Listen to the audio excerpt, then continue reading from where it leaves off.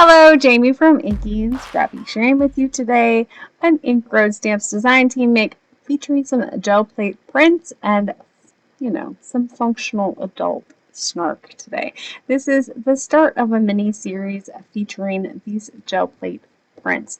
So I haven't gel plate printed for a while. It's just fun. So sometimes when I don't know what I want to do, it's always good to break out the gel plate. I have a 8 by 10. I also have a smaller one, which is it's an odd size. It's little. Not quite, I think it's like 5 by 3 or something like that. It's just a really odd size gel plate.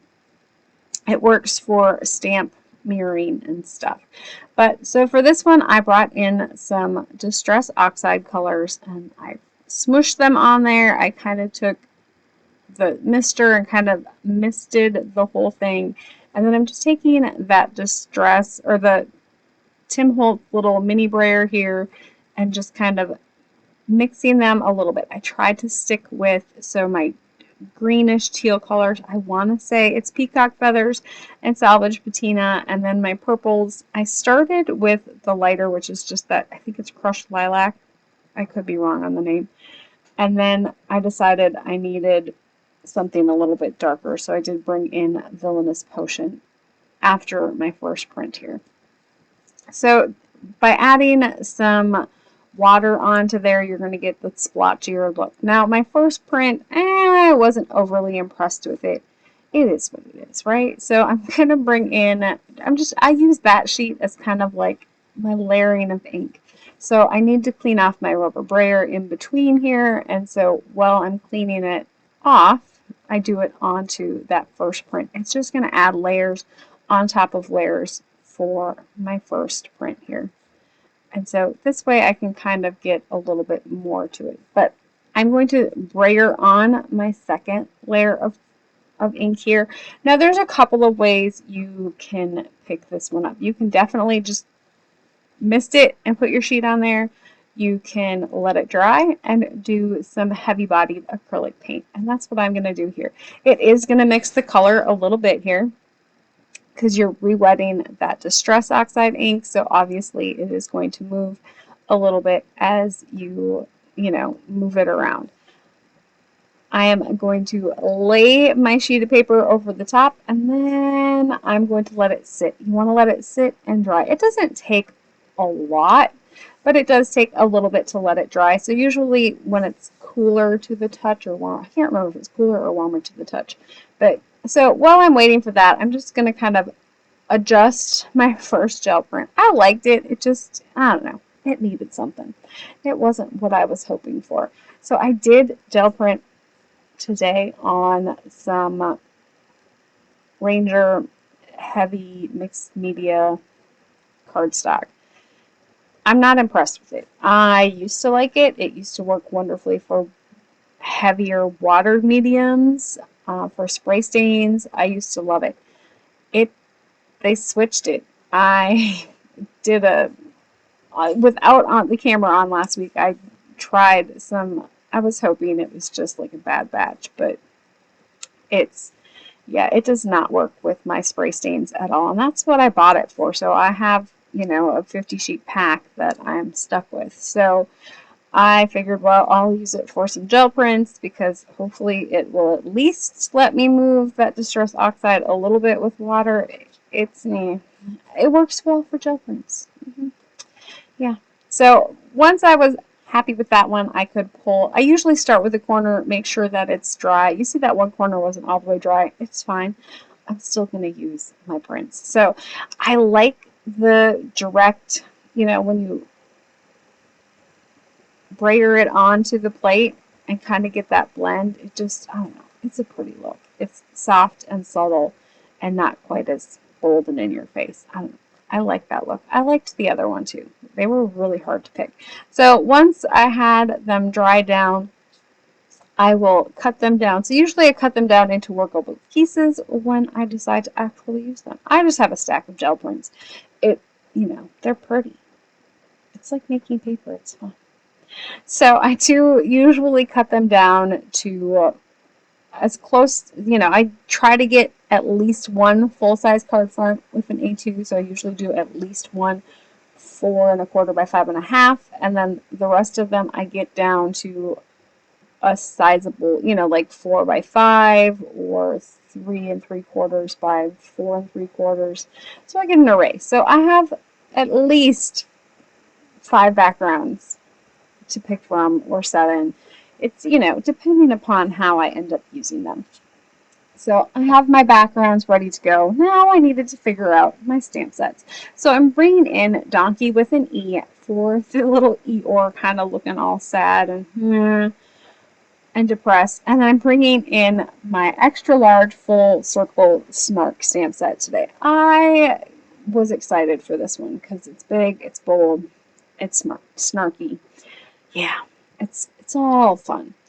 So I will have a second video on my Salty channel. I will link it below for this card series. So I don't know if it'll be the next one or if it'll be the third one in this one. Just because if I go to the sweary route, I put that on my other channel. So I am using the being a functional adult every day seems a bit excessive. I just thought that one worked really well with the Eeyore looking all sad. Yeah. So I did stamp that on with some VersaFine Onyx black ink.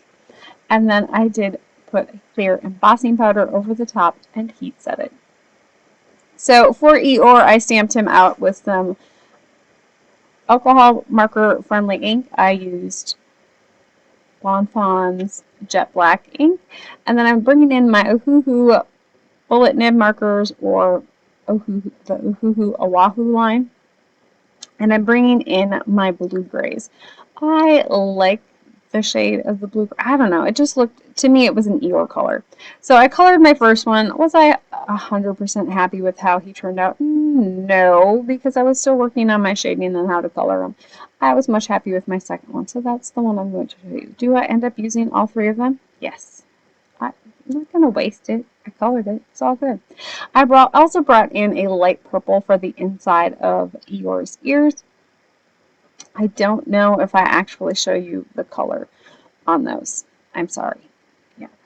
But for my blue grays, I kind of, the first one I started with the darkest and I thought it was too dark. So I kind of went down to the next, probably the second or the third darkest in my blue grays, and then I worked from there to the lighter tones and went that route.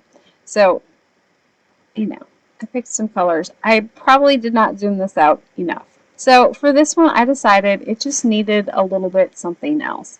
So I'm using some scrap from, I think it was like wrapped dragon fruit. So it's like this foamy whatever. It's just kitchen scrap. So using that kind of as a stamp there to just kind of add a little bit more interest into that one corner that I felt needed something else yet, because it just was, you know, white space. I don't like white space. It's not my thing. I'm going to cut a strip off the top because I want to kind of make this one. I hadn't decided at this point if I was going to do a full-on purple or if I wanted to do strips on the top and the bottom and leave a white border. I decided to cut this down to 2 inches and then cut down so it was the same width as my background, so 5 1/4. And then I'm just going to cut these down to like 1-inch strips. I just need it to hang out at the top and the bottom. You could definitely use the whole sheet of paper. I'm frugal with my paper, so I usually tend to just cut down what I need for hanging out. I mean, it is going to sit underneath, but it's not the whole sheet. You know what I mean? Yeah, you know what I mean. So I will line that up as best I can onto my card front here. I am sorry about the camera. It's having a day. I also probably should have zoomed out a little bit more, but you know, I work in a 5-inch by 5-inch square because, you know, I mess myself into that big of a spot. I am going to bring in some double-sided foam adhesive sheet. So this was actually just craft foam, and then on the second on the one side, so it's adhesive on one side, and then I bring in like my die cut adhesive sheets and or score tape and kind of make the other side adhesive as well. So this way I can add a full adhesive backing onto that gel print, because sometimes they like to bow a little bit, especially with the clear embossing powder and the embossing, a lot of times they bow. So doing a full adhesive back foam sheet or just adhesive on the back will help lay it flat. I did pop up Eeyore here with some foam squares, and then I will set him off to the side so he's looking at that being a functional adult. He agrees with it seems a bit.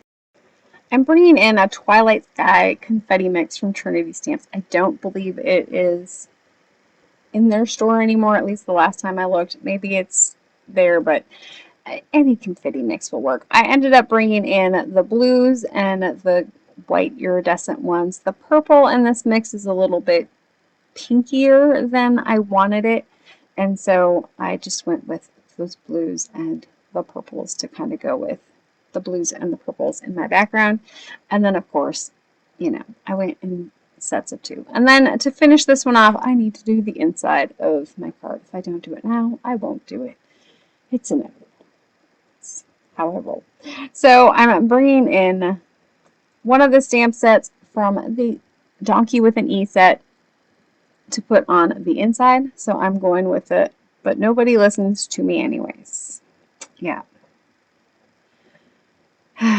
They all think I need to be a functioning adult. I don't know why. I also brought in Donkey's tail that's loose because, you know, I just thought it was kind of tongue-in-cheek funny. So there finishes up my being a functional adult. Seems a bit excessive. Or every day seems a bit excessive. I hope you enjoyed this one. Give it a thumbs up, a like, comment, subscribe, all of those things. I hope you have an amazing rest of the day. Keep getting inky. Bye!